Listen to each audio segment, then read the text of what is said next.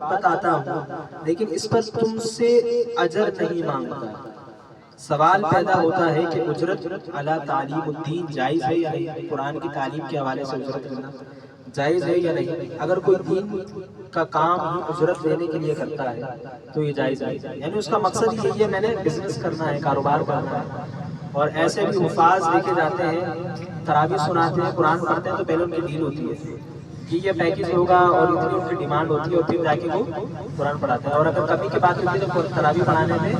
انکار کرتا ہے۔ الحمدللہ یہ بھی ہمارے یہ سعادت کی بات ہے، ہمیں ایسے در سے جوڑ دیا کہ ہمارے لیے تو یہ کانسیپٹ اور ذہن سے ہی نکال دیا کہ اس طرف رجحان کرنا ہے۔ ورنہ معاشرے میں جو چل رہا ہے بظاہر تو آپ دیکھیں گے بڑے دیندار لوگ ہیں، لیکن اگر ان کے محافل میں بھی بلایا جائے اور انہیں اگر کال کی جائے تو ان کے لفافے اتنے بھاری بھرکم ہوتے ہیں، تو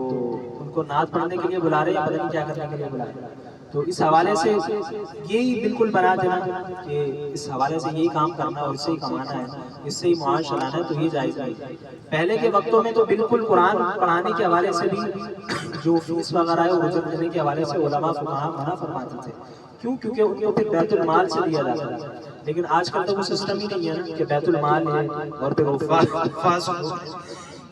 اور علماء کا جو ہے وہ بیت المال سے سیلری دی جا رہی ہے، تو یہ سسٹم ہی نہیں ہے۔ تو ان کا بھی ظاہر سے اگر معاش کا سسٹم ہے، حالات ایسے ہیں، تو اس وجہ سے پھر علماء فقہاء نے جائز ہے، لیکن کانسیپٹ یہ نہیں ہونا چاہیے کہ میں پڑھا رہا اس لیے ہوں کہ مجھے پیسے ملیں، بلکہ اللہ کی رضا کے لیے بنائیں گے، اور جو وقت دے رہے ہیں اس وقت کے حساب سے جو ہے پیسے اور جو اجرت جو بھی بنتی ہے ہدیہ ہے۔ قرآن کی تعلیم، دینی تعلیم کے حوالے سے جتنا بھی ہدیہ آپ دے دیں تو کوئی اس کی وہ بات نہیں ہے، کیونکہ جو تعلیم وہ دے رہے ہیں انبیاء علیہ السلام کی میراث تقسیم کر رہے ہیں، قرآن کی تعلیم دے رہے ہیں، اللہ تبارک و تعالیٰ کی تعریف دے رہے ہیں، تو وہ نہیں دے سکتے، لیکن جو بھی دے رہے ہیں اس کے وقت کا دے رہے ہیں، ہدیہ اور تحفہ دے رہے ہیں۔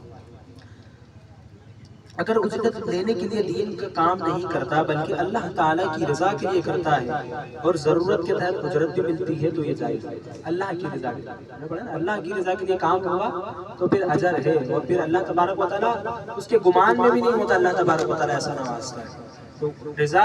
مقصد کس کے لیے ہونا چاہیے؟ اللہ کے لیے۔ دین کا کوئی بھی کام ہو، یہ نہیں ہو کہ یار میں کام کروں گا تو میرے پاس اتنا پیسہ آ جائے گا، نہیں، یہ غلط ہے، ساری عبادات ضائع ہو جاتی ہیں۔ خالصاً اللہ کی طرف، اللہ کی رضا میں راضی، اللہ تبارک و تعالیٰ کی رضا کے لیے کام کرنا ہے۔ باقی اس آیت میں جو نبی کریم صلی اللہ علیہ وسلم فرما رہے ہیں کہ میں تم سے اجر نہیں مانگتا، یہ کفار کو خطاب ہے، مومنین کو نہیں۔ ایمان والے اور خصوصاً المؤمنین حضرت خدیجہ رضی اللہ تعالیٰ عنہا تو نبی کریم صلی اللہ علیہ وسلم پر اپنا مال خرچ کر دیا، سارے کا سارا مال جو ہے آپ نے خرچ کر دیا۔ پھر ہم نے وہ روایت بھی پڑھی تھی سورۃ الفاتحہ کے حوالے سے، جو سورۃ الفاتحہ پڑھ کر دم کی تھی تو انہوں نے بکریوں میں کا ریوڑ جو ہے کچھ ان کو دے دیا، تو آخری صلی اللہ علیہ وسلم نے کیا فرمایا تھا کہ میں نے تمہیں تعلیم دی تھی تو اس کا حصہ میرے لیے بھی خاص کر دو۔ تو لیکن ان کی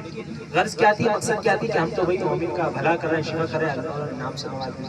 اللہ تبارک و تعالیٰ سے دعا کرتے ہیں جو کچھ سنا ہمیں اس پر عمل کرنے کی توفیق و سعادت